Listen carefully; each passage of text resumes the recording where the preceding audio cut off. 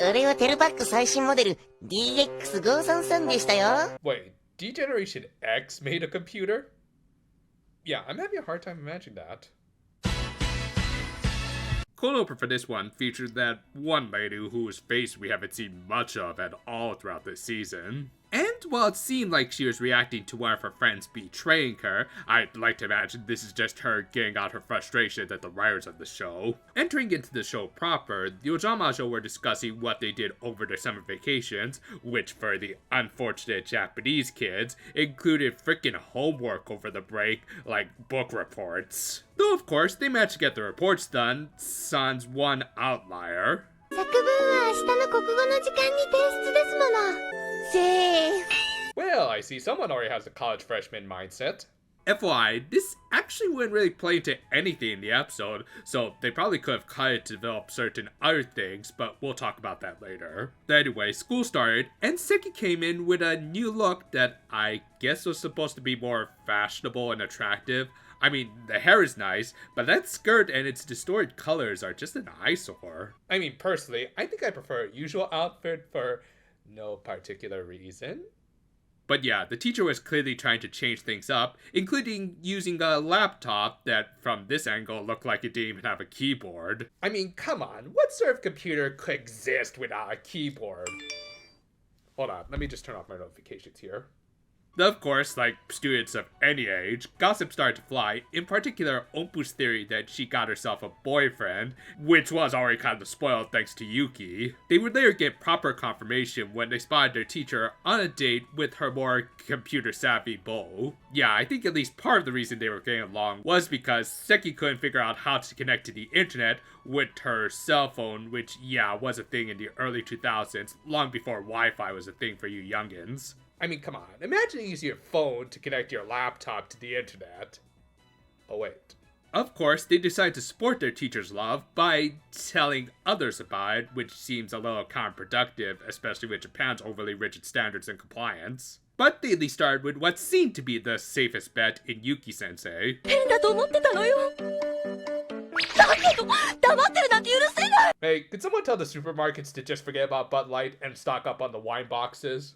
And as it just so happened, the two teachers ended up talking to each other just as the Ojamajo were wrapping up. Being nosy, Doremi used her magic to become a fly, or rather roach on the wall, because I guess they were too lazy to make a new character model. And as it turned out, Seki had met this guy named Kitagawa through an arranged marriage, and they just kind of hit it off. Yeah, nothing really big or dramatic about this relationship. They were just both adults who understood each other's situations and were in full support of their dreams and occupation. It's honestly kind of nice, as long as they don't pull any sudden plot points out of nowhere near the end. Still, even after Doremi relayed all of this, our heroines felt it necessary to dig further into Kitagawa and see if he was right for their teacher. Thus, when the two went out on a date in Shibuya, hopefully not during a Reaper's game, the Ojamajo used various disguises to spy on them. They started with Hazuki, who turned into a quote-unquote cute old lady.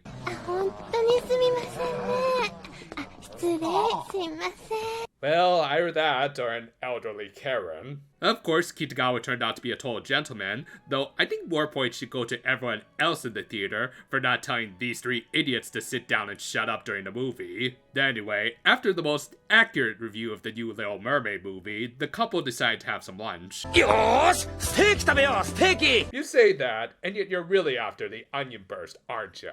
Also, yeah, guess which Ojamajo decided to volunteer for this part of the date. But anyway, they separated the couple thanks to a phone call from Hazuki, which just makes you wonder what sort of service plan did they have on their magical cell phones that let them talk to Earth phones, but whatever. Doremi turned to Seki, switched places with her, and to keep the real one away from the table, Ompu was sent in and proved why she might be the spawn of Ai Hoshino with her very believable lies. Back with Doremi, they got their meals, but as it turned out, Seki had opted for the fried shrimp instead of the steak, which honestly I would have done that too. I mean, come on, fried shrimp is literally the best.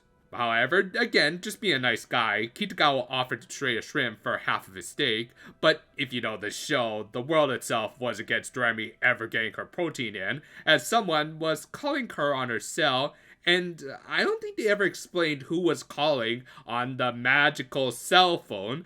Like, it couldn't have been any of the other Ojamajo. So was it Doremi's family who she revealed her new phone to? Or, we'll just assume it was a telemarketer. But yeah, through the combination of all sorts of hoo-ha, Seki ended up back at the table where half of her order was gone for some reason. Okay, so now we're gonna get some big misunderstanding, as Seki's gonna get upset because he seemingly took her shrimp without our permission and, エビフライも結構美味しいでしょ Oh, that's it? Well, okay. I mean, yeah, I'm kind of glad they didn't pull any stupid misunderstanding cliche, but shouldn't Seki at least question why he out of nowhere decided to trade food with her? Or did she just assume she got the surfer turf by mistake? I'm just a little confused is all. Whatever, the date was wrapping up, and it was clear that the dude was cool, and yet our protagonist still felt it necessary to dig even further. So, after again distracting their teacher by having her help with their football practice, Ompu again went into some more dangerous territories. すみません。俺ですか?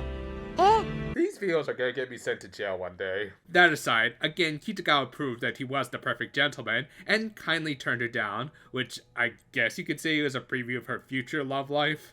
But yeah, the Ojamajo were finally convinced, and that all was good, as this guy clearly had nothing wrong with him and... ニューヨーク支部に転勤することになった。一緒に来てくれないか。教師は日本じゃなくてもできるだろう。And now he's a putz. Like, seriously, brah, you're really dropping this sort of a bombshell? You're pretty much giving Seki an ultimatum between you and her job. Yeah, I'm sure she'll just instantly adjust to teaching kids from a completely different country. Hell, what about some of the other logistics that she might have to deal with? Like finding an apartment in freaking New York City. Do you know if she can speak English fluently? Is her family okay with this? You're just kind of putting her in the molten hot seat is all I'm saying. Jeez, I take back every nice thing I said about this dude. He's clearly just a tool both as a person and as a plot point for this episode. We'll talk more about that in the closing thoughts, but for now, the final act of this episode had Seki leaving in the middle of school to go all the way to the airport just to tell Kitagawa that, unsurprisingly, she couldn't go with him, and they went their separate ways. And if it sounds like I'm rushing through things, that's only because so is this episode, as from Kitagawa's reveal to this breakup, it all spans for about 2 minutes. Thus, I really can't feel bad for Seki here when nothing has been properly developed or allowed to settle in. Anyway, the episode ended with Kitagawa sending her a text that they'd reunite after her students graduated. So, why he chose not to tell her verbally when he had the chance, Jeez, talk about fumbling right at the finish line. I mean, this episode started off as one of those pretty fun little rom-coms, but then during the final act, it became one of those lame-ass rom-coms, complete with a cliched race to the airport scene. And while I certainly can enjoy a cheesy smolch like that, I also need to feel something towards the couple in question, which I just couldn't here. Seki is absolutely one of my favorite adult characters in this show, so she really does deserve better than this.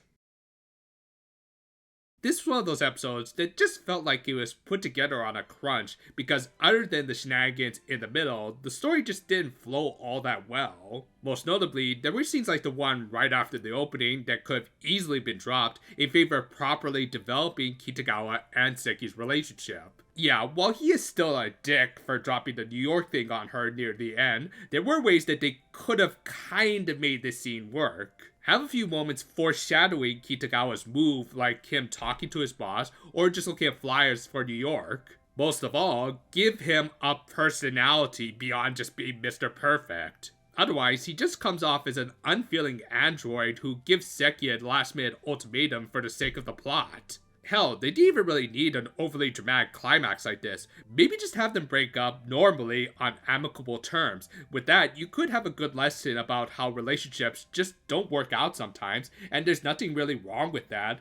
But no, they just really had to overcomplicate things with that last minute climax. It's frustrating because, while a little much at times, the Ojamajo's antics during the date were legit kinda funny and did show that they wanted the best for their teacher. But no, they just had to quickly reset the status quo, so they went with every lame rom-com ending ever. Thus, overall, this was a very mid-outing. The date antics with the Ojamajo were pretty fun, but a lot of pointless scenes got in the way of telling at least a competent romance. Seki, if a guy can't appreciate a hot chick on a bike, then really that's just his loss. Later this week, we're gonna release a review for this Princess Precure Doujinshi, and then if nothing else comes up, we'll probably get right back into those die reviews. Be sure to check out those videos, as well as anything else on this channel that might interest you.